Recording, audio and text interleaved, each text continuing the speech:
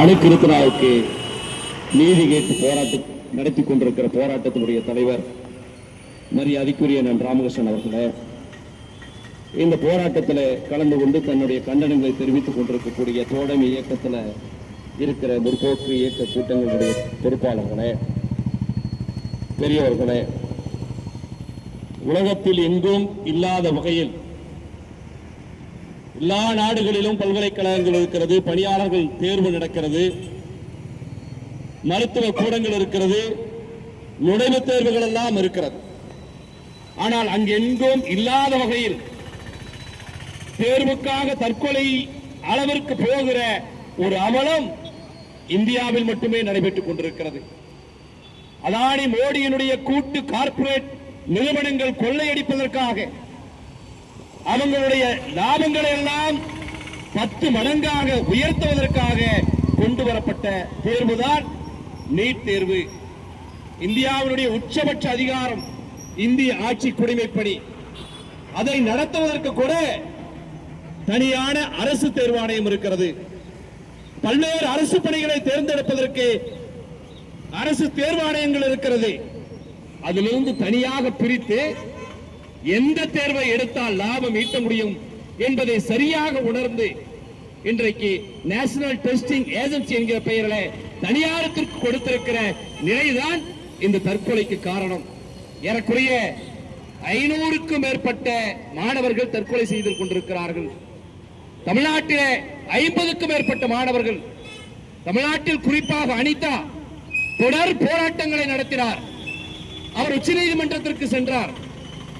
உச்சநீதிமன்றத்திற்கு சென்று எனக்கு நீதி வேண்டும், என்னுடைய கனவு மருத்துவ கனவுதான் என்று உச்சநீதிமன்றத்தில் பேசிவிட்டு வெளியே வருகிற பொழுது அங்கு இருக்கக்கூடிய பத்திரிகையாளர்கள் எல்லாம் அனிதாவிடத்தை கேட்கிறார்கள், அனிதா அவர்களே, எவ்வளவோ பாடங்கள் இருக்கிறது, அதையெல்லாம் தேர்வு செய்யாமல் ஏன் மருத்துவ படிப்பு மட்டுமே வேண்டும் என்று உச்சநீதிமன்றம் வரை வந்திருக்கிறீர்களே ஏன் என்று கேட்கிற பொழுது அனிதா அவர்கள் சொன்னார், நான் மருத்துவம் படிக்க வேண்டும், என்னுடைய கிராமம் தமிழ்நாட்டிலே ஏதோ ஒரு மூலையிலே இருக்கிற குக்கிராமம், அந்த கிராமத்திற்கு நான் கட்டணமில்லாத எளிய முறையில் மருத்துவ சேவை செய்ய வேண்டும், அதுதான் என்னுடைய கனவு என்று சொன்னார்.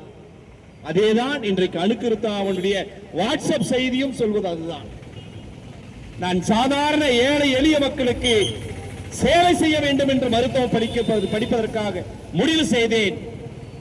ஆனால் இந்த மறுதேர்வு மீண்டும் என்னை மிகப்பெரிய அளவிலான அச்சுறுத்தலை ஏற்படுத்தி விட்டது. எனவே என்னுடைய அப்பாவினுடைய முகத்தில் நான் எப்படி முழிப்பேன் என்று வாட்ஸ்அப் செய்தியை பதிவிட்டு விட்டு இன்றைக்கு தற்கொலை செய்து கொண்டிருக்கிறார். எனவே பெரியவர்களே, தாய்மார்களே, நாம் நீட்டுக்கு எதிராக மிகப்பெரிய அளவிலான போராட்டங்களை நாடு முழுவதும் நடத்தப்பட வேண்டிய ஒரு கட்டாயத்திற்கு மோடி கும்பல்கள் நம்மை ஆட்படுத்தி இருக்கிறது. தமிழ்நாட்டை ஆளுகிற முதலமைச்சர் ஜோசப் விஜய் அவர்கள் ரீல்ஸ் முதலமைச்சர். இன்றைக்கு ரீல்ஸ் போட்டவர்கள் எல்லாம் இளைய தலைமுறை தான். ரீல்ஸ் போட்டவர்கள் எல்லாம் பெரும்பாலும் மாணவர்கள் தான். அவர்களுடைய உயிர் இன்றைக்கு பறிபோய் கொண்டிருக்கிறது. பேசுங்கள், தயவு செய்து பேசுங்கள். சட்டமன்றத்தில் கண்டனத்தை பதிவு செய்யுங்கள். நீங்கள் பெரிய பிதாமகனாக நினைத்துக் கொண்டிருக்கிற மோடியிடத்தில் சொல்லுங்கள், கோவையில அணுக்கிருத்தனா என்கிற பெண் மருத்துவ கனவோடு இருந்தார், சிதைந்து விட்டது. நேஷனல் டெஸ்டிங் ஏஜென்சியில நடந்த முறைகேடால் சிதைந்து விட்டது. இன்றைக்கு தற்கொலை செய்து கொண்டிருக்கிறார். இனிமேலாவது எங்களுக்கு விலக்கு கொடுங்கள் என்பது கேளுங்கள். அதுதான் உங்களை நம்பி வாக்களித்த மக்களுக்கு நீங்கள் செய்கிற செயலாக இருக்கு. கூட துணைக்கு இந்த ஆட்சி பாதுகாக்கப்பட வேண்டும். இல்லாவிட்டால் கவர்னர் ஆட்சி வந்துடும். வரட்டுமே. தமிழ்நாடு கண்டிராத போராட்டமா, தமிழ்நாடு கண்டிராத எதிர்ப்பா, முட்டுக் கொடுப்பதற்காக பல பேர் மார்க்சிஸ்ட் கம்யூனிஸ்ட் கட்சியை தவிர ஒருவரும் கண்டனத்தை கூட இன்றைக்கு வரைக்கும் பதிவு செய்யப்படவில்லை. எவ்வளவு மோசமான ஒரு சூழலில் தமிழ்நாடு அரசியல் செல்கிறது. சமூக நீதியை பேசியவர்கள், மாநில சுயாட்சியை பேசியவர்கள், இன்றைக்கு மார்க்சிஸ்ட் கம்யூனிஸ்ட் கட்சி மட்டுமே கண்டித்திருக்கிறது. ஆளுகிற வர்க்கம் இந்த அரசு ஆள வேண்டும் என்று நினைக்கிறவர்கள் யாரும் அதை பற்றி பேசவில்லை. எனவே மக்கள் மன்றத்தில் தான் இதை பேச வேண்டும். எனவேதான் மக்கள் மன்றத்தில் பேசிக் கொண்டிருக்கிறோம். எனவே நீட் தேர்வு என்பது வெறுமனே ஒரு படிப்புக்கான தேர்வு அல்ல, ஒரு படிப்புக்கான நுழைவுச்சீட்டு அல்ல, ஒட்டுமொத்தமான இந்தியாவினுடைய மருத்துவம் சார்ந்தது, பொதுமக்கள் மருத்துவம் சார்ந்தது.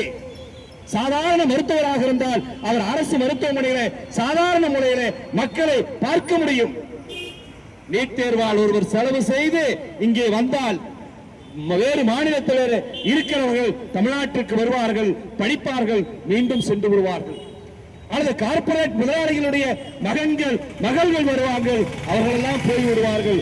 அரசு மருத்துவமனையை நம்பி இருக்கிற பல்லாயிரக்கணக்கான மக்களுடைய மருத்துவ சேவை எதிர்காலத்தில் பெரிய கேள்விக்குள்ளாக்கப்படும். எனவே நீட் தேர்வை ரத்து செய்யப்பட வேண்டும். இனி ஒரு உயிர் போகாமல் பார்த்துக் கொள்ள வேண்டிய பொறுப்பு தமிழ்நாட்டினுடைய முதலமைச்சருக்கு இருக்கிறது. எனவே அவருடைய காதுகளுக்கு எட்டுகிற வரை தொடர்ந்து போராடுவோம், மக்களிடத்தில் பேசுவோம் என்று கூறி வாய்ப்புக்கு நன்றி கூறி விடைபெறுகிறேன். நன்றி, வணக்கம்.